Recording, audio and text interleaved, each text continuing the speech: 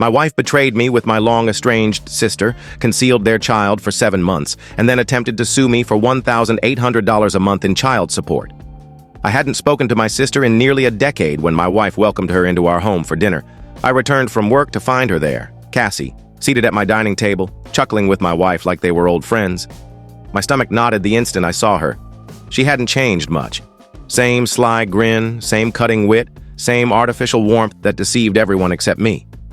I stayed silent, unwilling to make a scene. My wife Laura beckoned me over with a radiant smile, as if everything was fine. "Guess who I bumped into at the library?" she said cheerfully. We started chatting and I thought, why not try to mend things? Mend things?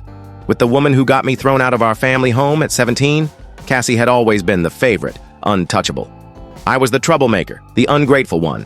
She stole from our parents, pinned it on me, and they bought her story every single time.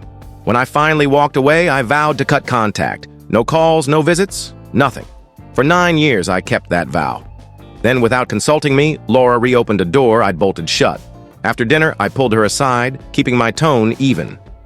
"Why would you do this?" I asked. "She seemed nice," Laura replied with a shrug. "I didn't realize it was that bad." That bad? Cassie's lies nearly left me on the streets. I juggled 2 jobs to finish high school. Now she was sipping wine in my home, acting like none of it happened. But Laura insisted. "Maybe she's different now.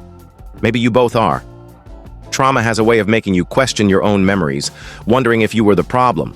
When the person you trust most urges you to try, you start to doubt yourself. So I tried. I gave her a chance. Cassie began visiting regularly, always with small gifts, always complimenting Laura's cooking. They grew close too quickly. I'd come home to find them deep in conversation, wine glasses in hand, as if they'd been friends forever. At first, it just made me uneasy. Then suspicion crept in. I noticed things, hushed talks that stopped when I entered. Laura's sudden sharpness toward me, colder than before. Cassie seemed too at ease, like she was claiming a place in my life. Still, I held my tongue, not wanting to be the paranoid, controlling husband. They were family now, weren't they? Maybe this was a step toward healing. Then one night, I came home late from a work function. The house was dark. A note from Laura sat on the counter. "Out for a walk with Cassie, back soon." It was nearly midnight. Something in me broke. I waited. An hour, then 2. I texted Laura, "Where are you?" No reply. They stumbled in at 2 a.m., laughing like schoolgirls. I pretended to be asleep but overheard them whispering in the kitchen. My name came up. The next morning, Laura acted like nothing was wrong, kissed my cheek, poured my coffee. I wanted to believe her. I needed to. Until I found the photo. 3 days later, rummaging for a pen in a cluttered drawer, I discovered it. A small picture hidden among old bills and manuals. A newborn, swaddled in a hospital blanket, time-stamped 7 months ago. I stared at the date, did the math. 7 months ago, Laura had said she was visiting her parents for a week, needing space because I was too stressed. I never questioned her. Until now. At first, I told myself it couldn't be hers. Maybe it was Cassie's kid or someone else's photo. But the longer I studied the baby's face, the more I saw it. The same jawline, the same faint birthmark under the left eye, identical to mine. The date matched perfectly with Laura's absence. My hands trembled. When Laura came home from shopping, humming as if nothing had changed, I held up the photo. She froze, her eyes flicking from the picture to me. "Where did you get that?" she asked. I didn't answer. "What is this?" I said, my voice too steady. She set the bags down, took a deep breath, and said the words that shattered my world. "It's not what you think." Isn't that always how it starts?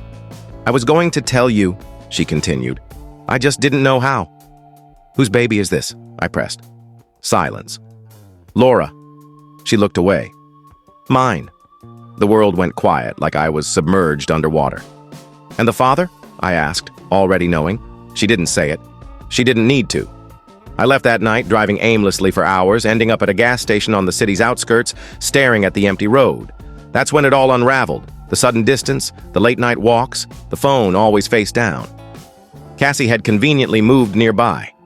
I'd been betrayed, not just by my wife, but by my sister, in a calculated, cruel way. The next morning, I called my lawyer. I didn't confront Cassie or give Laura another chance to explain. There was nothing left to say. I filed for divorce, moved in with a friend, and began untangling our finances. Then the retaliation began. Laura's texts flooded in. "Can we talk?" It was a mistake. He means nothing. Funny, he meant enough to have a child with. Cassie stayed quiet until she didn't.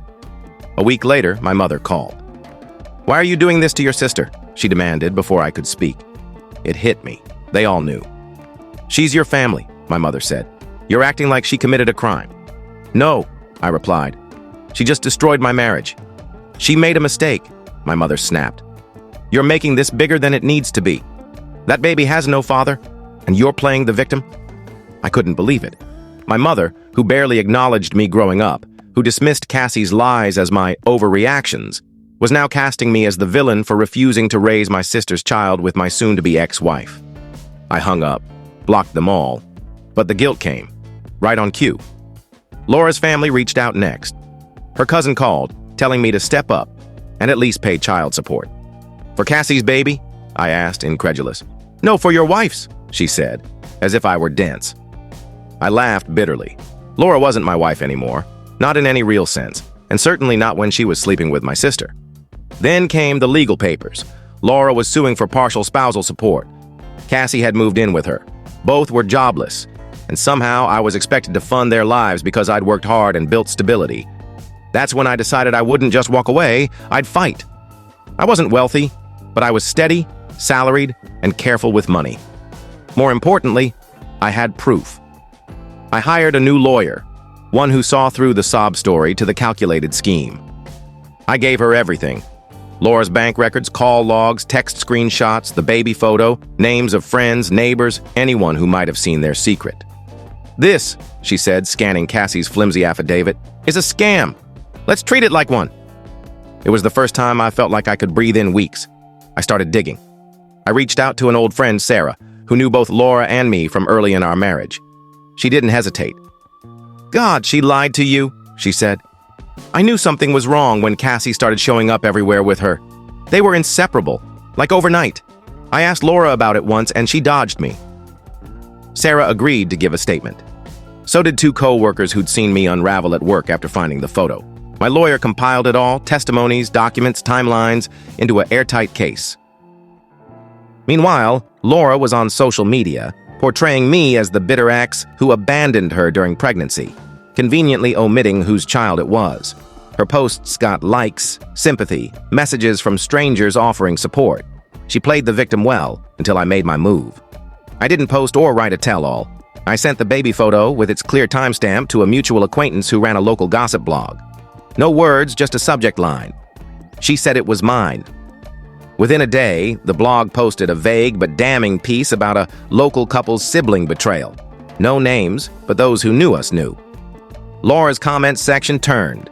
Questions replaced sympathy. She deactivated her account 2 days later. Cassie tried to take control next, showing up at my apartment unannounced, baby in her arms, voice soft and fake. "I thought you might want to meet him," she said. I didn't open the door, just spoke through the intercom. "Tell your sister she chose the wrong partner in crime." The baby fussed. Cassie sniffled. I walked away. The court date arrived 3 weeks later. Laura looked exhausted. Cassie didn't show. Maybe she knew better. My lawyer tore their case apart. No evidence of abuse, no shared finances for months before I left, no basis for spousal support, especially since Laura quit her job voluntarily. When we presented the baby's birth timeline against Laura's visit to her parents, the judge's brow furrowed. Sarah's testimony about Laura and Cassie's closeness during the pregnancy made him request a second review. The photo, with its metadata and hospital details, sealed it. The judge dismissed the support claim and issued a statement questioning Laura and Cassie's attempt to mislead the court. It wasn't enough for criminal charges, but it blocked future claims. Laura broke down, not from remorse, but because her plan failed. 3 days later, my father texted, "We need to talk." I hadn't heard from him in 6 years. Not since I refused to bail Cassie out of a college DUI my parents tried to hush up. Back then, they called me selfish, said I didn't understand family. Now he wanted to talk. I didn't respond. The next morning, my mother called from a blocked number. "You've made this worse than it needed to be," she said icily. I nearly laughed. Worse? As if I'd orchestrated this chaos. "Cassie's heartbroken," she went on. "You're her brother." "No," I said, voice calm. "I was her target." She hung up. That night, a letter appeared on my door, handwritten by Cassie, messy and hurried. Excuses masked as apologies. She missed our childhood connection, claimed Laura manipulated her too, said she never meant for things to spiral. The last line, "He still needs an uncle." I didn't sleep, haunted by her words, by their audacity, their weaponization of family and guilt, expecting me to bend. But betrayal doesn't just break trust, it erases the path back to who you were. The next day, I drove to my parents' house, the same one I'd left as a teen, dragging my belongings while Cassie fake cried on the porch. I didn't warn them I was coming. They answered together, my father's arms folded, my mother with her practiced hostess smile. "What are you doing here?" she asked. I held up the letter. "This stops now." My mother looked puzzled. My father looked irritated. "You think cutting us off makes you better than us?" he snapped. "You think your job makes you above family?" "No," I said. "Surviving you makes me free." Then Cassie appeared, hair disheveled, baby on her hip. Her face softened. "You came," she whispered. I looked at her, truly saw her. Not as the scheming sister who always won, but as a frightened woman who didn't know how to love without ruining. "Thanks for diving into this family mess with me," I said to myself, closing the chapter. My husband abandoned me in an Italian village after an argument, thinking I'd crawl back. I didn't. Now he's scrambling to find me. "Let's see if she comes running," Ethan taunted, slamming the car door in the cool evening air. The rental's taillights vanished around the narrow Italian street, leaving only dust and his friends' laughter. I stood frozen, mid-sentence, our fight outside the small cafe suddenly irrelevant. "He'll come back," I whispered, drawing curious glances from diners at nearby tables. "He's just trying to scare me." But as minutes stretched into hours, dread settled in. Night fell over the unfamiliar town, its name a jumble of syllables I couldn't say. I hadn't expected Ethan to drink so heavily at lunch, despite my pleas. His college buddies, on their annual reunion trip I'd reluctantly joined, egged him on. When I suggested heading back to the hotel, his friend Mark sneered, "Always got you on a leash, huh?" and ordered another round. Ethan followed me outside, slurring but furious, our years of buried resentment exploding into a vicious argument. "You've got your passport, right?" he spat before getting behind the wheel. "Figure it out then. You're so clever, always telling me what to do." As darkness enveloped the town, it felt menacing. I counted my cash. 80 euros, $37. Not enough for a flight or even a hotel. Ethan had my cards in his wallet, offering to carry them when my purse was full. I found a cheap pensione above a bakery, a cramped room with a narrow bed and a sink in the corner. The elderly owner, who spoke no English, patted my arm kindly. "He blocked me," I gasped, checking my phone. 27 calls to Ethan went to voicemail. Texts to him, Mark, and the others in the car, blocked. It wasn't a prank. It was planned humiliation. Sleep came in fragments, broken by futile phone checks and panic. By morning, I clung to hope that Ethan would apologize, blaming my overreaction. I'd be furious but relieved to return to our curated Boston life, where he was a respected architect and I was the supportive wife who'd abandoned her design career for our home and social calendar. He didn't come. On day 2, I stretched my money, buying only a sandwich while searching the town's hotels and restaurants for our group. By night, I learned they'd left for Florence without me. On the 3rd day, a kind cafe owner offered free espresso and broken English directions to the police. The officer, unfazed as if stranded tourists were routine, filed a report with a sympathetic nod, limited by my lack of Italian. That afternoon, I made the hardest choice of my life. At a pawn shop, I removed my wedding ring, the 2-carat diamond Ethan upgraded on our 5th anniversary. The shopkeeper offered far less than its value, but enough for my next move. "America, call family," he said, handing me euros. I nodded, but a new plan was forming. Family meant facing my mother's "I warned you" about Ethan's temper, and friends who'd seen the cracks I'd hidden. At the bus station, the departure board listed destinations from travel magazines. An overnight bus to Rome connected to ferries and places Ethan wouldn't look. My finger hovered over my father's contact. One call could bring money for a flight back to Boston's cage, Ethan's control over our finances, his dismissal of my friendships, his mockery of my design aspirations. "Why complicate things?" he'd said when I mentioned returning to work. "We don't need the money and I need you focused on us." In that grimy station, I saw it for what it was, another bar in his prison. "Where to?" The ticket agent, an older woman with kind eyes, asked after I stared at the board for 20 minutes. "Greece," I said, the decision crystallizing. "The furthest coastal village you can get me to." 14 hours later, I stepped off the final bus, aching from stiff seats and emotional strain. The village, its name unpronounceable, was all whitewashed houses and the scent of salt and olives. My phone was dead, my stomach empty, the weight of my choices heavy. But as the Aegean waves glowed gold and pink at sunset, I felt peace for the first time in years. Ethan meant to teach me a lesson in dependence. Instead, he set me free. Walking from the village, the Greek sun scorched my feet in flimsy sandals. Hunger, dehydration, and exhaustion blurred my vision after my water ran out. Olive groves shimmered like silver coins in the breeze. My knees buckled, and I barely felt the ground as I collapsed. A strange calm washed over me as darkness crept in. Maybe this was fitting. Abandoned in one country, falling alone in another. Fosmao, Koritsimao. A voice cut through the haze. My light, my girl. Gentle hands turned me over. An older woman with deep wrinkles and warm eyes leaned over me, speaking rapid Greek, pressing a canteen to my lips. The water revived me enough to sit, though my head spun. She said her name was Eleni, pointing to herself, then to me. Claire? I nodded weakly. Eleni helped me up, her small frame surprisingly strong, and gestured to an older man up the hill. I followed, too weak to resist. Her farmhouse kitchen smelled of herbs and simmering food. Eleni sat me at a worn table, calling out. A man with a weathered face and silver mustache appeared, wiping his hands. Eleni, he said, nodding to his wife, then to me, his eyes curious but kind. She gave me cold water and a bowl of simple stew. My stomach growled, making Eleni smile. That night was a blur of broken communication. Gestures, a few words, and tears as I tried to explain.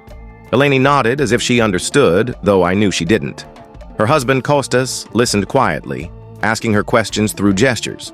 They gave me their spare room, whitewashed walls, a small bed with a handmade quilt. I collapsed, too exhausted to argue. Morning brought roosters and fresh bread. At the foot of my bed was a faded cotton dress and cardigan, clean but old. They fit loosely but were a relief after my travel-worn clothes. In the kitchen, Eleni served strong coffee and bread with olive oil and honey, smiling warmly. Guilt hit me. I was taking from strangers without explanation. Using my phone's translation app, charged with Kostas's adapter, I thanked them and said I needed to return to town. Eleni's face fell, shaking her head, pointing to the rain outside and my blistered feet. Stay, she said, one of her few English words. Rest. For 3 days I tried to leave, but Eleni gently stopped me, her sad eyes making me feel ungrateful. One day she held my hand and opened a box on the mantel, showing photos of a young woman with her eyes and Kostas's smile. Maria, she whispered, pointing far off. Australia. She mimed, cradling a child, tears falling. Grandchild, she said, showing a baby's photo. No see. I understood. She saw me as a stand-in for her daughter. My heart ached for her, not from manipulation, but loss. I nodded, hanging my purse back on the hook. New routines formed. Eleni taught me to collect eggs without startling the chickens and hang laundry to catch the mountain breeze. Kostas showed me how to spot weeds in their garden after I yanked out a basil plant. The work was hard, unlike my polished Boston life, but fulfilling in ways I'd forgotten. My body resisted at first, used to boutique gyms. Calluses formed, muscles ached, but each day my strength grew, and my thoughts of Ethan faded. At night, on their simple porch, Eleni sewing, Kostas smoking his pipe, I found peace. My betrayal still stung, but here, among ancient olives, it felt like a new chapter. 2 weeks in, Eleni asked, shelling peas. Home? You want home? Miming a plane to America. I froze. Home meant our sleek Boston brownstone, Ethan's control, his dismissal of my dreams. Tears fell as I told her about his betrayal, how I'd shrunk myself to keep peace, how he left me like garbage. Eleni's hand covered mine. She pointed to her heart, the farm, then me. I could stay. Work, I said, mimicking Kostas tending olives. I stay. I work. Eleni's smile was like dawn. She squeezed my hand and we returned to the peas, as if we'd settled a life, not just dinner. I began learning olive farming. At dawn, Eleni gave me Maria's work clothes and sturdy boots. In the groves, she showed me how to rake olives onto nets. My first tries were clumsy, dropping leaves and branches, but Kostas corrected me patiently. My city hands blistered, shoulders burned. At lunch, Eleni teased my city hands, rubbing them with a soothing herbal salve. Tomorrow, better, she said. She was right. My technique improved, my hands toughened. Soon I worked hours without complaint, proud of the olive piles. Sorting was trickier, selecting olives for oil, seconds, or soap. Eleni watched closely at first, correcting gently. Soon I caught the subtle differences. You learn quick, Kostas said one evening, his English as rough as my Greek. His rare praise warmed me. In Eleni's kitchen, I learned to cook by instinct, not recipes. My Boston skills, fancy dishes for Ethan's colleagues, felt hollow. Eleni's food was born of experience, not measurements. My first bread loaves were disasters, but she called mistakes learning waste, a mindset that freed me. The food, fresh from their land, was vibrant. Vegetables, eggs, local cheese, dressed with olive oil and herbs. The work reshaped me. Muscle replaced softness, my designer clothes hung loose. Olive oil, soap, and sweat brightened my skin. In the mirror, I saw a stronger, truer self. As my Greek grew, Eleni shared her past, her village childhood, teaching before joining Costas's olive trade. She asked about me, admiring my old design projects on my phone. "Beautiful mind," she said, tapping her temple.